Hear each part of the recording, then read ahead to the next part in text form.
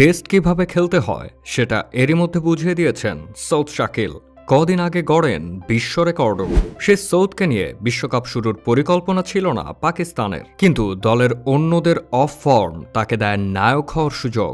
শেষ পর্যন্ত তো পাকিস্তানের গোপন সেনানী হিসেবে আবির্ভূত হলেন।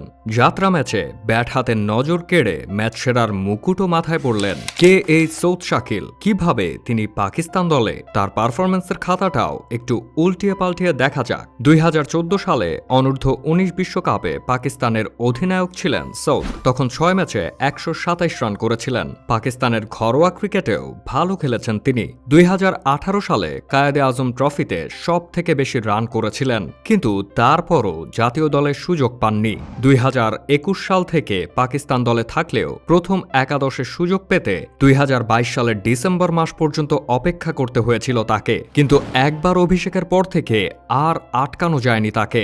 স্বপ্নের শুরু বলতে যা বোঝায় তার থেকেও আরও কয়েক ধাপ এগিয়েই নিজের আন্তর্জাতিক ক্যারিয়ার শুরু করেন পাকিস্তানের এই নতুন ব্যাটার সৌদ শাকিল। পাকিস্তান টেস্ট দলে বাবর আজম, শান মাসুদ, ইমামুল হকদের ভিড়ে খুব অল্প সময়ে নিজের আলাদা পরিচিতি তৈরি করে ফেলেছেন এই বাঁহাতি ব্যাটার। কদিন আগে মাত্র 6টি টেস্ট ম্যাচ খেলেই সৌদ শাকিল ছুঁয়ে ফেলেছেন কিংবদন্তি সুনীল গাভাস্কারের রেকর্ড। শুধু তাই নয়, ঘাড়ে নিঃশ্বাস ফেলছেন প্রয়াত কিংবদন্তি ডন ব্র্যাডম্যানের। টেস্ট ক্যারিয়ারে প্রথম 10 ইনিংসের রেকর্ড তুলনা করলে তিনি পেছনে ফেলে দিয়েছেন বিশ্বের বড় বড় তারকাদের। ন্যূনতম 10 টেস্ট ইনিংস খেলা ক্রিকেটারদের মধ্যে এই মুহূর্তে ডন ব্র্যাডম্যানের পর সৌদ শাকিলের দ্বিতীয় সেরা টেস্ট গড় রয়েছে।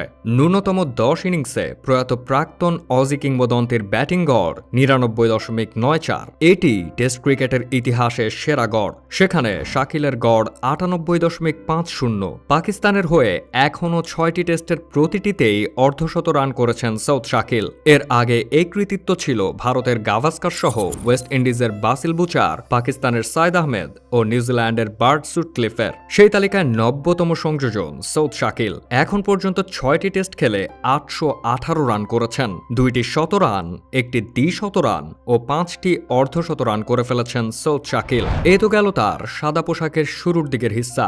এখন ওয়ানডের খাতাটা সমৃদ্ধ করার পালা, যার একটা ঝলক এরই মধ্যে দেখল সবাই। নেদারল্যান্ডসের বিপক্ষে বড় এক জয়ে বিশ্বকাপ অভিযান শুরু করেছে পাকিস্তান।